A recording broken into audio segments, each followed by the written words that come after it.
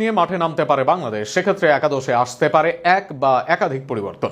কাল ম্যাচ হবে ঢাকার মিরপুরে, তাই বদলে যাবে অনেক সমীকরণ। অন্যদিকে বৃষ্টিতে ম্যাচ না হলেও সিরিজ জিতবে টাইগাররা। প্রথম টি-20তে এক রোমাঞ্চকর জয়, এরপর দ্বিতীয় ম্যাচ ভেসে গেছে বৃষ্টিতে। আগামীকালও যদি ম্যাচ বৃষ্টিতে ভেসে যায় তাহলে এক ম্যাচ জিতেই সিরিজ জিতবে টাইগাররা। তবে মিরপুরের উন্নত ড্রেনেজ সিস্টেমে ম্যাচ অন্তত মাঠে গড়ানোর সম্ভাবনাই বেশি। নিউজিল্যান্ডের বিপক্ষে প্রথম ম্যাচ জিতলেও আগামীকাল শেষ ম্যাচে একটি পরিবর্তন এনে আরও শক্তিশালী একাদশ সাজাতে পারে টিম ম্যানেজমেন্ট।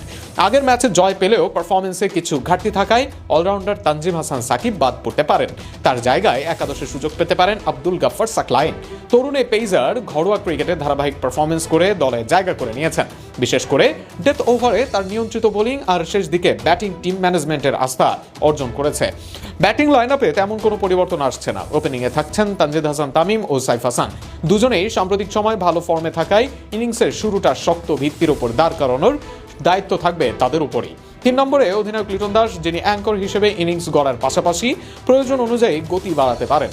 4 নম্বরে দেখা যাবে পারভেজ হোসেন ইমনকে, যিনি স্পিনারদের বিপক্ষে আক্রমণাত্মক ব্যাটিংয়ের জন্য পরিচিত। 5 নম্বরে তাওহিদ হৃদয় ইনিংস মেরামত ও বড় স্কোর গড়ার দায়িত্বে থাকবেন। ফিনিশিংয়ের দায়িত্বে থাকবেন শামীম হোসেন পাটোয়ারি, যিনি শেষ দিকে দ্রুত রান তোলার সক্ষমতা রাখেন। স্পিন বিভাগে শাক মাহাদি হাসান ও রিশাদ হোসেনের উপরে আস্থা রাখছে দল। মিডল ওভারে এই দুজন প্রতিপক্ষকে চাপে রাখতে গুরুত্বপূর্ণ ভূমিকা পালন করবেন। যদিও স্কোয়াডে নাসুম আহমেদ আছেন, তবে একাদশে এগিয়ে রয়েছেন মাহেদি ও রিশাদ। দুজনেই গত ম্যাচে ভালো করেছেন। পেস আক্রমণে আব্দুল গাফফার সাকলাইনের সঙ্গে থাকবেন শরীফুল ইসলাম। বামহাতি এই পেসার তার ভেরিয়েশন দিয়ে প্রতিপক্ষ ব্যাটারদের সমস্যায় ফেলতে সক্ষম। পাশাপাশি নতুন বলে উইকেট তুলে নেওয়ার দায়িত্ব থাকবে তাদের উপর।